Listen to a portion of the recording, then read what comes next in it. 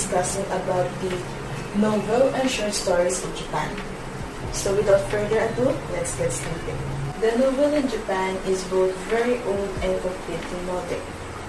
In the Edo period, novels can reappear, but most of them are a purely collection of short stories.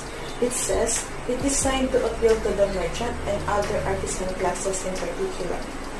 They may have been short, well-undeveloped plots, but they were long and entertaining. The novel in Japan is more autobiographical than in the West. This type of autobiographical novels gives insight not only the personal lives of the writers, but also the stresses, stains, and moral of life. Japanese literature was little known outside Japan, but since 1945 it became popular. Novels and reading in general are so popular in Japan that in terms of quantity reading, they may put to shame their counterparts outside the country. So, let's move on to the first novel entitled Snow Country. Before we start with the story, let's have a short background of the author. The author of the Snow Country is Yasunari Kawabata. He was a Japanese novelist and short story writer whose fair, lyrical, softly shaded prose words. He was born on June 14, 1899 in Osaka, Japan. He died on April 16, 1972. He was the first author to receive the Nobel Prize for Literature in 1968. So now let's move on to the story itself. The Snow Country tells about a love story between Shimamura, Tokyo dilettante, and Kumako, a geisha. The novel starts with the central character, which is Shimamura. Shimamura was traveling to a small town in Japan's Snow Country. Shimamura was a ballet critic from Tokyo, but in reality, he lacks of knowledge to his field. Shimamura's destination is a hot spring resort, which he was hoping to find the geisha that he encountered to his first visit. The geisha that he is looking for is Kumako. Kumako is conflicted in her relationship with Shimamura, which becomes uncertain and inconvenient over time. Shimamura was concerned that Kumako is being attached to him, but at the same time, he continues to visit Kumako to spend time with her. As the story progresses, it tells that Shimamura is equally and passionately drawn by Yoko because of her virginity, and that's why Kumako befriended her. Shimamura and Yoko had an affair, and after that, Yoko dies in a burning old theater, and Kumako attempts to save her. When she saves Yoko, he embraces her in her arms, while Shimamura falls and she senses the Milky Way flowing inside her with aurora. So now let's have a background of the story. So the story Snow Country, it is a star tale of a love affair between a Tokyo dilettante and a provincial geisha that takes place in the remote hot spring town of Izawa. Snow Country, published in 1948 as Yukiguni, the work was begun in 1935 and completed in 1937, with a final version completed in 1947. It deals with the psychological, social, and erotic interaction between an aesthete and a beautiful geisha is set against the natural beauty and imagery of a remote area of Japan. Now let's move on to the character of the novel. So the story have three main characters. The first one is Shimamura, which is a Tokyo dilettante and a ballet critic. Next one is Kumako. Kumako is a geisha, and Yoko. Yoko is the girl that taking care of a ailing man named Yukio. And that is the Snow Country. Now, let's have the second novel titled The House of Sleeping Beauties. The novel explores many feelings focusing on memory, death, old age, eroticism, innocence, and etc.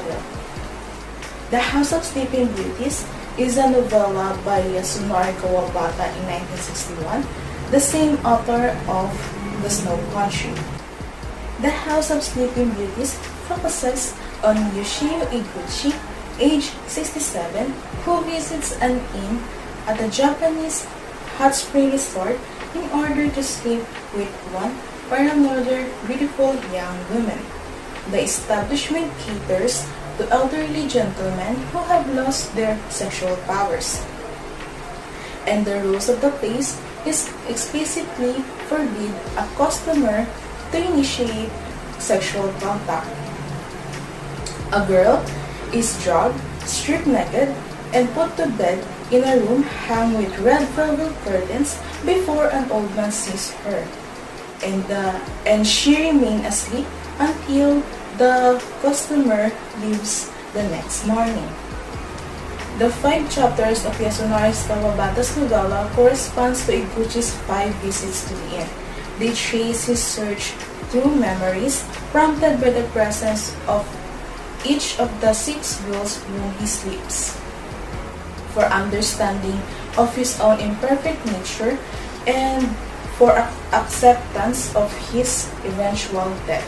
Iguchi's 5 visits in the inn occur from autumn to midwinter during a single year, reinforcing the metaphysical thrust of the novel. The girls next to whom he sleeps are alive, responsive to stimulus, but heavily drugged that he cannot awaken them. Iguchi sees them as corpses. He calls their sleep a form of death, sensitive to the color, texture, and the scent of each girl's body. He finds the experience of flying to the girl's body a stimulus to his memory. The patterning of Iguchi's recollections seems random, prompted by the process of association causes him to think. For example, the scent of a nursing mother when he joins the first girl in bed one stormy autumn evening. In fact, Iguchi's memories run roughly parallel to the stages of human life. His thought during his evening with the first girl relates to innocent, new life and birth. The things Iguchi contemplates during his final evening in the inn, when one time he has 2 companions, center of death, life, final experience. So now let's have Junichiro Tanizaki. So he was one of major writers of modern Japanese literature and perhaps the most popular Japanese novelist after Natsume Soseki. Some of his works present a shocking world of sexuality and destructive erotic obsessions. He was born on July 24, 1886 and died on July 13, 1965. So the story that we will be tackled about is The Makioka Sisters. It's a novel by Tanizaki that was serialized from 1943 to 1948. It follows the lives of the wealthy Makioka family of Osaka, focusing on the family's attempts to find husband for the 3rd sister Yukiko. So now we will be discuss further the story. The Makioka Sister is a story of 4 sisters in a wealthy Japanese merchant family that is declining fortune in the years leading up to World War II. The story focuses on the viewpoint of Sachiko, the second oldest sister. She is very concerned with the 2 younger sisters, Yukiko and Teiko, who live most of the time with Sachiko. Yukiko is a shy and quiet woman, is well past the age at which women in her class should be married, but no suitable husband has been found for her. Each prospective suitor has been either ruled out of the main house for something in his background or refused by Yukiko herself. Teiko, the youngest sister, cannot marry before Yukiko, but as a young woman, Teiko eloped with her lover, Okubata, causing a minor scandal before she returned home and actually got married. The family struggles with maintaining the proper outward appearances, dealing with the seemingly docile but stubborn Yukiko and increasingly independent Taiko, who begins to see other men while she waits for a husband for Yukiko. Despite several attempts to match Yukiko with a husband, something always seems to break down the negotiation. When Yukiko herself sours an ongoing negotiation by refusing to meet with a suitor, Sachiko grows to resent her for her apparent ingratitude. Taiko disturbed the main house by announcing her intention to learn sewing and make clothing for a living. The main house insists that she either come live with them in Tokyo and wait to be married or be disinherited. Taiko decided to leave Sachiko's house and live with her own. Marriage is finally made with Yukiko with a man named Mimaki, a son from a noble Tokyo family. During the negotiation, handled with Tenosuke, Sachiko learns that Taiko is pregnant and the father is the bartender named Miyoshi. Ever concerned with ruining Yukiko's chances of marriage, the family hides Taiko's pregnancy, and her child dies after the birth. Nevertheless, Yukiko is married with Miyoshi, and the novel closes with Yukiko sets off from Tokyo to be married. And that is the story of the Makioka sister. Now, let's tackle the themes and meanings of the story. There are blood, typhoon, sex scandal, illness, death, family dishonor, but all these things pass in the flow of time and human purpose. Now, let's be more familiar with the characters. The first one is Chiruku. She is the oldest sister and the main mistress of the main house. Sachiko is the second older sister. Yukiko is the third older sister, and she cannot marry because of her stubbornness. Next one is Taiko, the youngest of them all. Next one is Tatsubo, Chiruku's husband. Next one is Tenosuke, Sachiko's husband and the one who handled the negotiation between Yukiko and her husband. Etsuko is Sachiko and Tenosuke's husband. Next one is Okobata, the man who eloped with Taiko. Next one is Mimaki, the future husband of Yukiko. And Miyoshi, the one who got married to Taiko. And that's the story of the Makioka sister by Junichiro Tanizaki. Now, let's have our next author, Yukio Mishima. Kimitake Hiroka, also known as Yukio Mishima, was a Japanese author, poet, playwright, actor, model, film director, nationalist, and founder of the Tatenokai. Mishima is considered one of the most important Japanese author of 20th century. Now we will discuss The Sea of Fertility. The Sea of Fertility is written by Yukio Mishima and published in Japanese in 1965 to 1970 as Hojo no Ume, and widely regarded as his most lasting achievement. Each 4 parts, Spring Snow, Runaway Horses, The Temple of Dawn, and The Decay of the Angel is set in Japan. The main timeline of the story stretches from 1912 to 1975. The viewpoint of all 4 books is that of Shigekumi Honda, a law student in Spring Snow, and become a welterweight judge in Decay of the Angel. Each of the novels depict what Honda comes to believe are successive reincarnations of his school friend Kiyowaki Matsuwagi, and Honda's attempt to save them from the early deaths to which they seem to be condemned by karma. This result in both personal and professional embarrassment for Honda and eventually destroys him. And here are the friends' successive reincarnations. Kiyuaki Matsuagi, a young aristocrat, Isauri Numa, a nationalist and violent extremist, Yinchan, an indolent type princess, Tori Yasunaga, a manipulative and sadistic orphan. The book deals with a pervading sense of change, an important theme when reflecting upon Mishima's attempt, coup d'etat. And thus the short summary of The Sea of Fertility. Now that we finished the novel The Sea of Fertility, let's move on to the next novel that written by Osamu Dazai. Let's have a short background of Osamu Dazai. Osamu Dazai.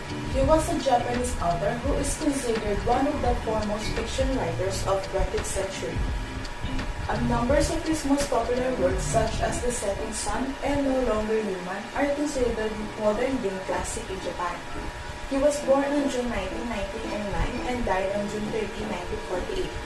Osamu Dazai is also famous because of his obsession for suicide. And now, let's move on to the novel The Setting Sun. The Setting Sun. It was published in 1947, is set in Japan after World War II. Principal characters are Kazuko, her brother Naoji, and their elderly mother. The story shows a family in a decline and crisis like many other families during this period of transition between traditional Japan and a more advanced industrial society. The author brings out a number of social and philosophical problems of that period. Now, let's more be familiar with the story, and I will be telling you about it. After World War II, a small aristocratic family in Japan has loss of their money. The family consists of 3 people, Kazuko, her brother Naoji, and their elderly mother. Naoji is a soldier in the South Pacific and is absent throughout much of the beginning of the novel. Kazuko was married once before and she divorced. The family's old house, Kazuko's mother eats ration food. Kazuko recalls a time when she tried to burn a snake eggs, thinking they were viper eggs. And it's revealed that at the time of Kazuko's father's death, there were many snakes present. Therefore, snakes have become ominous in her mother's eyes. The family eventually moves in the countryside. Kazuko begins to work in the field and she claims to be growing into forest woman. Naoji eventually returns and he became addicted to opium and he treated his mother and his sister cruelly. And then Kazuko finds Naoji's Moonflower Journal, which he wrote when he had narcotic poisoning. It consists of pages upon pages of unconnected groups about the world and how people always lie. Kazuko falls in love with a novelist named Mr. Yuhara. She writes 3 letters to him, claiming she loved a man named MC, while addressing the letter to him with 2 combinations of MC after his name, my Chekhov and my child, but sadly, he does not respond. Soon after, her mother diagnosed with tuberculosis. In their home, Kazuko sees a black snake on their porch, and he remembers how her father died when one was present. She yells at it, claiming that he already felt the vengeance, but it does not retrieve, and eventually her mother dies. After an outing with Mr. Yuhara, 6 years she met him, Kazuko realizes that he also is not in best condition, and he calls him victim. And that morning, Kazuko finds out that her brother Naoji has committed suicide. His suicide note reveals his reason for not wanting to live anymore. Naoji believed that humans have the right to choose whether they want to live or die. He also confesses his weakness and anguish out of his birth in a novel class. But he protests the idea of all men is same, and insisting the Marxism affirms the priority of workers and the democracy of personal dignity. He also tells Kazuko about a woman he once loved, but he had difficulty writing her name. But then, he finally reveals that her name is Sugo. His final request is to be buried in her mother's hemp kimono, something he had wanted to wear the next summer. In the last chapter, Kazuko claims that people always leave her. The story ends with a letter with Mr. Yohara. She tells that she was pregnant and she will happily raise the child on her own. She has thrown away the old morality and is embracing a new revolutionary way of living. She says that they were a victim of transitional period and ends the letter addressing Mr. Yohara as MC, but this time as my comedian. And that's the story of The Setting Sun. Now let's have the short review of the story. The characters of the story is Kazuko, her brother Naoji, her elderly mother, and Mr. Yohara. The setting of the story is in Japan after the World War II. Setting Sun delineates the theme of that change is inevitable and must be faced, but is nevertheless painful. And that's the story of The Setting Sun. Let's move on to the sixth novel, which is written by Ryunosuke Atogawa. So, who is Ryunosuke Atogawa?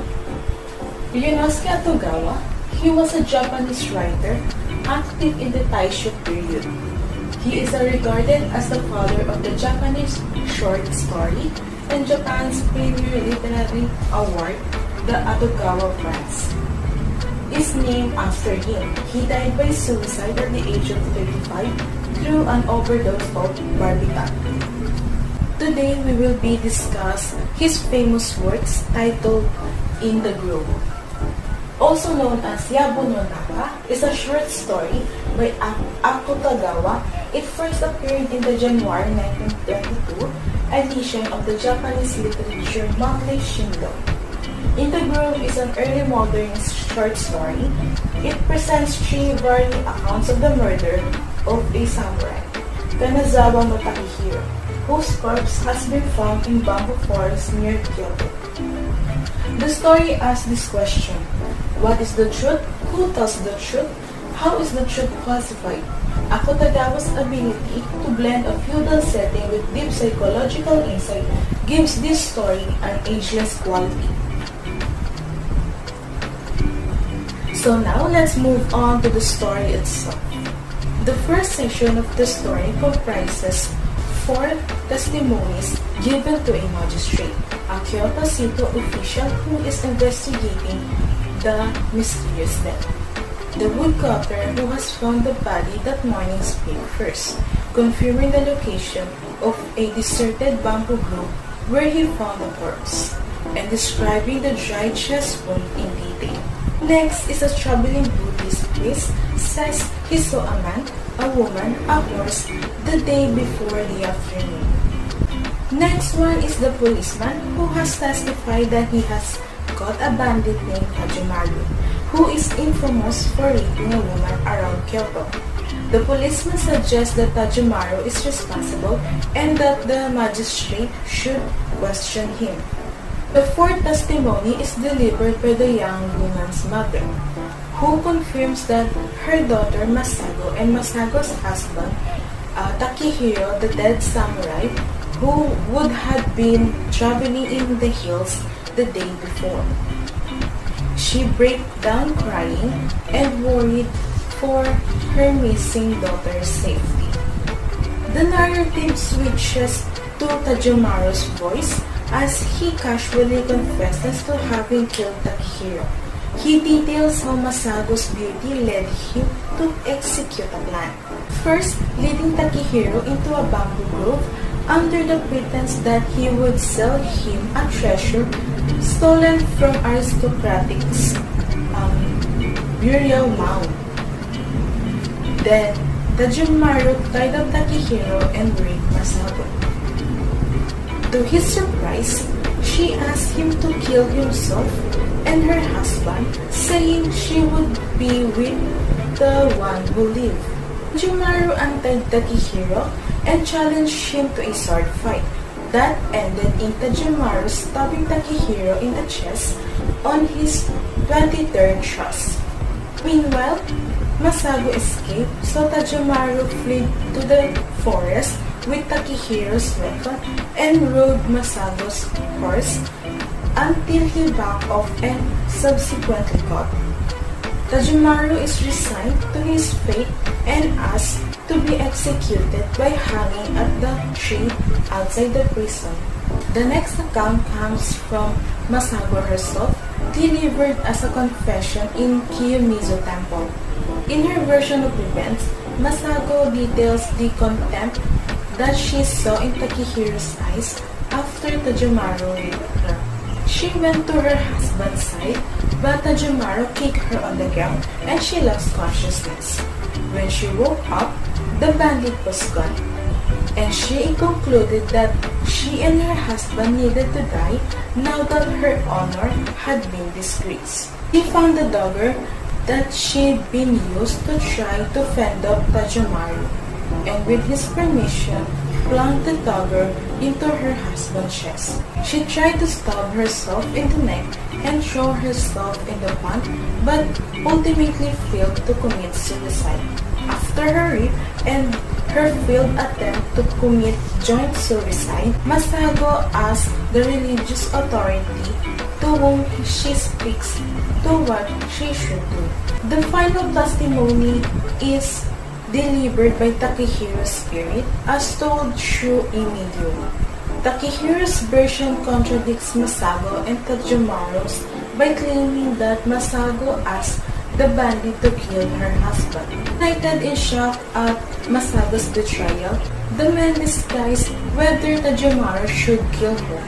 This show respects make Takehiro forgive Tajimaru for his crimes. While Takehiro hesitated to answer the bandit, Masago escaped into the grove. Tajimaru untied the rope, binding Takehiro to a cedar tree and fled away through the forest with Takehiro's weapon.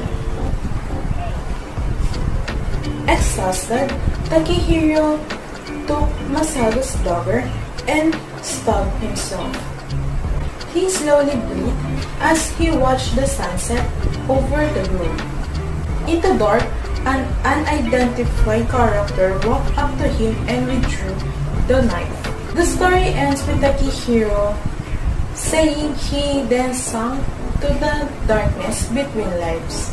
With no unifying narrative presence to clarify the contradictory events presented in the testimonies, the reader is left without a clear idea how Takehiro died, only possibilities. And that's the short summary of the story in the grove. Now let's have a short review of the story. Let's start with the characters. The characters are Takehiro, the samurai, who is dead, Masago, Takehiro's wife, Tajimaru, the infamous criminal, the magistrate, the Kyoto official who is investigating the mysterious death, the woodcutter who found Takehiro's body. Next one is the Buddhist priest, the policeman who caught Tajimaru, and Masago's mother. That's the character of the story. The next one is the setting. The story happened in Kyoto and in a deserted bamboo grove. Next one is the theme of the story. Honor and death and rebirth.